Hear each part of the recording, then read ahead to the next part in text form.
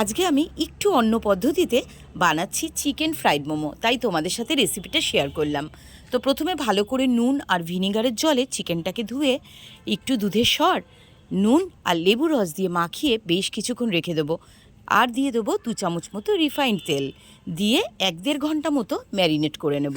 আর এদিকে কড়াই বসিয়ে দিয়েছি, কড়াইতে দিয়ে দিলাম ছোট ছোট করে কেটে রাখা রসুন, কাঁচা লঙ্কা আর পেঁয়াজের কুচি।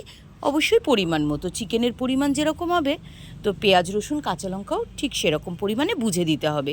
হালকা করে একটু ভেজে নিয়ে তার মধ্যে আমি ম্যারিনেট করে রাখা চিকেনের পিসটাকে দিয়ে দিলাম। তো একটু লেবুর রস আবারও ছড়িয়ে দিলাম উপর থেকে।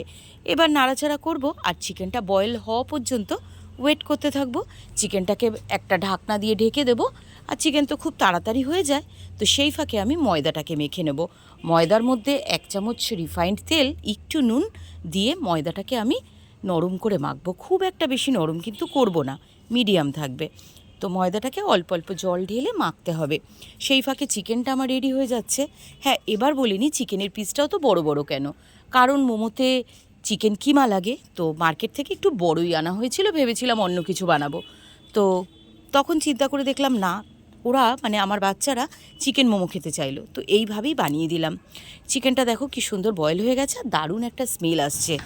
এমনিতে আমি অন্য সময় যখন মোমো বানাই তখন কাঁচা চিকেনের কিমা ইউজ করি, কিন্তু এখন চিকেনের বিভিন্ন ধরনের রোগ হচ্ছে বলে কাঁচা চিকেনটা অ্যাভয়েড করাই উচিত। সেই জন্য আমি এভাবে বয়েল করে অন্যরকমভাবে ওদেরকে বানিয়ে দিয়েছি।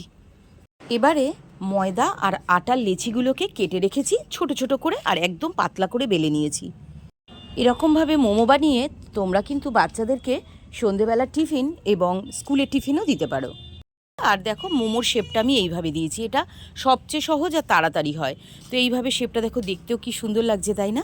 তো সব কটা মোমোর শেপ দিয়ে নিলাম আমি। দেখো কিছুটা আটার আর কিছুটা ময়দার করেছি, কারণ অনেকে আছে ময়দা খায় না, আটার খায়। এবার আজকে তো আমি ফ্রাইড চিকেন বানাচ্ছি, তো তেলটা গরম করে ফ্রাই করে নেব, ব্যাস এই তো হয়ে গেল। আর তো কিছু করার নেই, খুবই সাধারণ ওয়েতে আমি এটা বানালাম। যখন তখন বানানো যেতে পারে আর বাচ্চাদের করে দেওয়াই যেতে পারে। মোমোগুলো কিন্তু ভীষণ ক্রিস্পি হয়েছিল, জানো তো? ময়দা মাখার উপরেও কিন্তু অনেকটা ক্রিস্পিনেসটা নির্ভর করে। তো ময়দাটা মাখার সময় কিন্তু সেটা অবশ্যই মাথায় রাখতে হবে। আর মেখে একটা ভিজে কাপড় দিয়ে যদি ঢেকে রেখে দেওয়া যায় না কিছুক্ষণ, তাহলে খুব সুন্দর হয়, জিনিসটা সফটও হয়, ক্রাঞ্চিও হয়। মানে সফট আর ক্রাঞ্চি দুটো অপোজিট কিন্তু না, ক্রাঞ্চি ভাবের মধ্যে একটা ট্যান ভাব ওটা থাকে না। খুব সুন্দরভাবে আমি এগুলো ফ্রাই করে নিচ্ছি। এবারে আটা দিয়ে যেগুলো বানিয়েছিলাম সেগুলো ফ্রাই করছি। তো দুটো মোমোই কিন্তু অসাধারণ খেতে হয়েছিল।